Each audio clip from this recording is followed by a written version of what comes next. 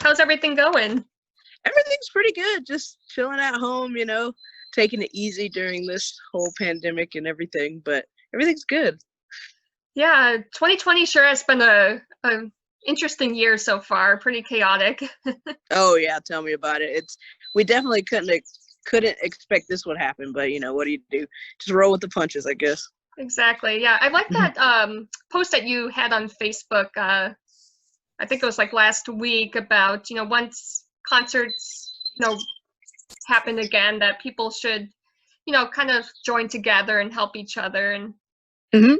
I think that's kind of like the silver lining I'm hoping through all this is that, people remember the virtue of humanity. Oh yeah, I definitely think people are gonna be way more appreciative.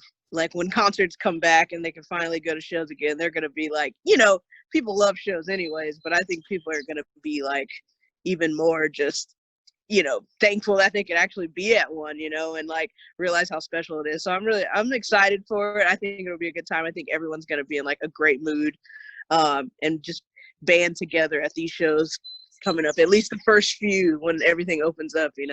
Yeah, I imagine the energy is going to be a lot higher because everyone's just going to want to feel that atmosphere again, the ambiance of a show. And oh yeah, and everyone's yeah. been cooped up too for months, so they're gonna want to let loose for sure. It's gonna be fun. At least from my side of the stage, it's gonna be fun. I don't know if I want to be in the crowd anymore. Well, speaking of, I think your most recent song, "I'm Not Right," is kind of the message is kind of relevant to the times of even if you don't feel good about yourself, you want to have that positive change and mm-hmm. you know Yeah. We've always been kind of a band that like we've always spoke about like manifesting anything you want to happen, or like being okay with yourself even if like there's things about you that aren't perfect, being happy with that, and that makes you yourself or whatever. This song we kind of wanted to take a different approach, and like I remember my mom heard it for the first time. She's like, "This song breaks my heart," and I'm like, "No, it's supposed to be about like everyone has that moment where like there's something about themselves they don't like. It could be something really small, or like my teeth are crooked or something, or it could be something big and like it's something mentally related, and it's about that moment you look in the mirror and you just don't like what you see looking back, and you want to change it. Like it makes you want to change it. So that's where we were coming from with that song. Yeah, I think that's something everyone can relate to in some way, whether big or small. I know I can.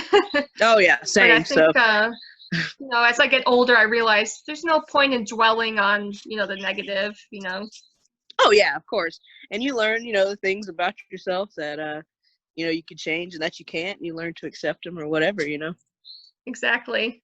Yeah. But it seems like you guys have been seeing a lot of success with this song, so I want to congratulate you on that. Thank you. A lot of Sirius XM Sirius stations. So how are you guys taking in all the success? We're definitely excited about it.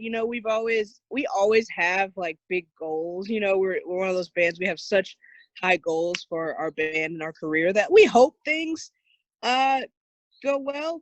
But this went definitely at being the first single in a few years, the the newest single in a few years and everything. It's did a lot better than we thought right out the gate. We thought it was going to take a little bit more grinding and stuff to get it to the point that it got to in like a week. So we're definitely really proud of it, and if it's any foreshadowing of like how the rest of the record's going to go, like we're ecstatic about it. I'm sure things are gonna only go up from here for you guys. Thank you, I appreciate it.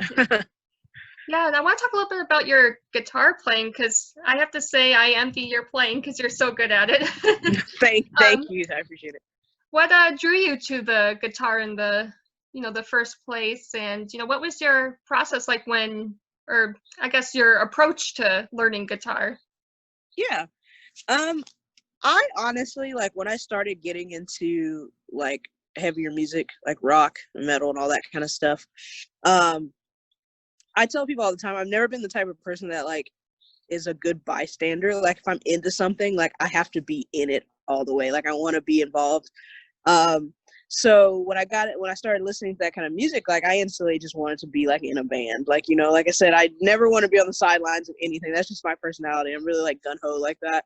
So I was like, you know, one day I just was like, man, I want to play guitar. I really don't remember how I got influenced to want to play that specific instrument. But I just like one day told my mom, I was like, I want to play guitar. And like my parents bought me a cheap guitar and got me lessons. And I started taking lessons for about a year.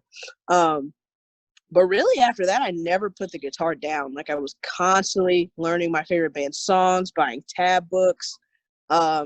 Think back then it was Tab Crawler was like the tab website or something I would always go to and just like learn Metallica songs, Megadeth songs, just anything. And I picked up on it pretty fast. I never had like a super awkward phase.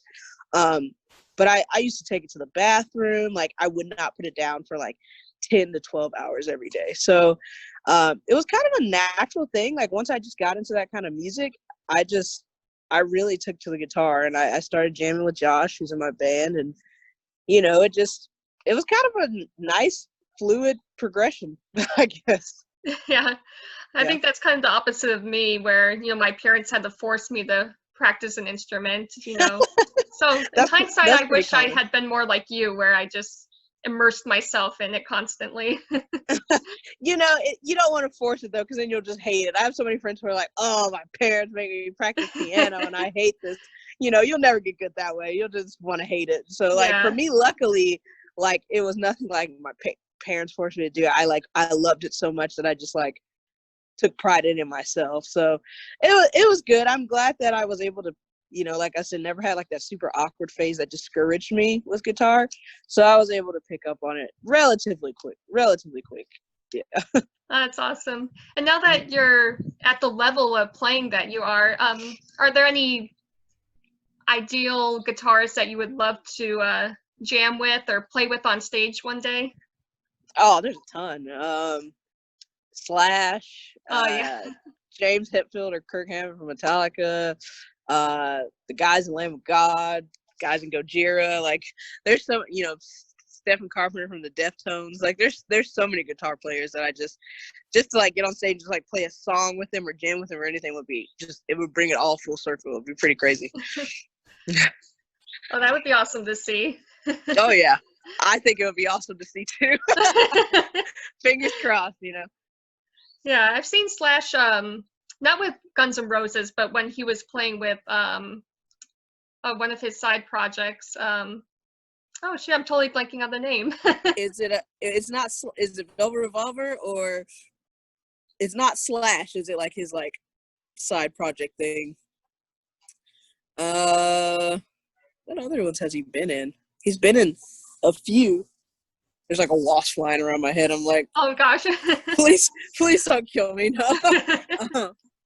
But yeah, Slash has definitely been in a few bands. But I've seen him with Velvet Revolver, and I saw him with Guns N' Roses when we played at Exit 111 with him. So it's always a good show. Yeah, I mean, he still has it at his age, you know. Oh yeah. Yeah. Oh yeah. Mm-hmm. So what are you listening to these days? Are there any you know, current bands that you're really jamming to right now?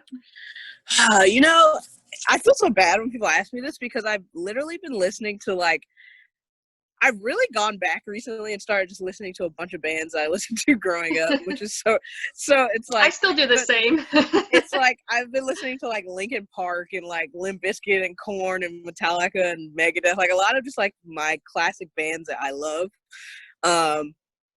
Other than that, like new stuff, like I listen to like Dead, you know, we're friends with those guys, so they're a great band.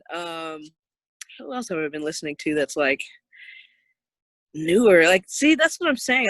It's so horrible. I listened to some John Mayer yesterday.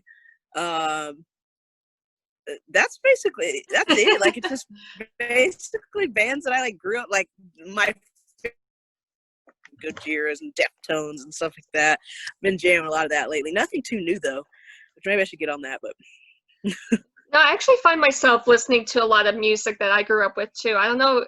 I feel like it's just something feel good about listening to music from your childhood. oh yeah, definitely. And I love those bands. Or maybe the music was just so good back in the 90s that nothing can compare to it, you know? That's what I say. I tell people all the time. Yeah, I feel like such a grandma pain in the front yard. I'm like, kids these days, why are they doing this? What about when they used to sing? You know, like I'm like so old. Yeah, I'm like, what about real instruments, you know? Exactly. So I'm kind of right now, like I said, I can get into a lot of new stuff, but lately I've just been listening to a ton of like that kind of stuff. I don't know why. It's just hitting the right spots right now. Yeah, absolutely. And to just ask, you know, what's coming up for Tetrarch, you know, what you guys are hoping to continue with once things get back to normal. Yeah. I mean, so we have a record coming out in the fall, obviously, October 2nd. But so it'll be like a lot of like, this new single is doing so well. It's going out to a lot of radio stations and stuff like that. So pushing the new single as much as we can. We've got a couple more singles coming out before the record, videos and stuff like that. So that'll be cool. And then once the record drops and, you know, we're able and they let us, it's a lot of touring. So we have a lot of overseas touring plans, a lot of American touring plans, and we're pretty much planning to stay on the road for 2 years. So once we get the okay, it's pretty much going to be pushing this album on the road for a few years. So we'll definitely see and meet a lot of new faces. That's for sure. That's exciting. Well, you'll definitely have to stop in Boston, or at least you know the Boston area. We'll absolutely be in Boston. There's no ifs, ands, or buts about it. So awesome. I will mark that on my calendar as soon as you know the dates are posted. Perfect. I'm gonna hold you to that. Please do. Of course. Well, that's awesome. Well, I appreciate your time. Is there anything else you want to you know mention before we sign off? No, just make sure everyone catches us on the road and grabs our new record when it comes out. I think everyone's gonna have something on there that they really like, so I'm looking forward to it. Me too. Awesome. Well, thanks again, Diamond. It was a pleasure chatting with you, and I hope you have a great weekend. Thank you. You too. Thanks for having me. Yep. Take care.